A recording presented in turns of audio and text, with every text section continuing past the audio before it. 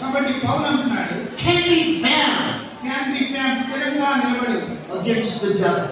ఆ అపవాదిని ఎదిరించి. The devil cannot have me. ఆ అపవాది నన్ను కలిగి ఉండలేదు.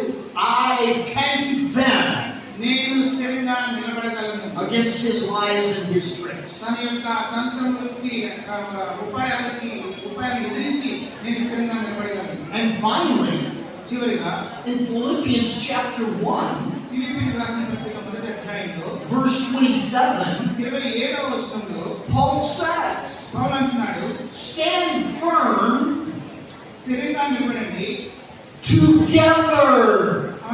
కలిసి ఐక్యతతో. We need each other. మనము ఒకరికి ఒకరము అవసరమైన. I need you to call me నీవు నాకు కాల్ చేయాలి. and say, Mark, have you read your Bible? నీవు నన్ను కాల్ చేసి అడగాలి, మార్క్ నువ్వు నీవు బైబిల్ చదవాలి. You need people to ask you.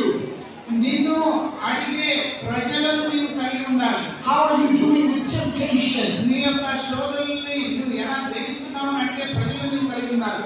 We need to join hands మనము చేతులు కలపాలి and go into Vijayawada మనము విజయవాడ పట్టణంలోకి వెళ్ళాలి and smile at the creation of God మరి దేవుని యొక్క సృష్టిని చూసి మనం నవ్వాలి and say, Christ died for you. మరి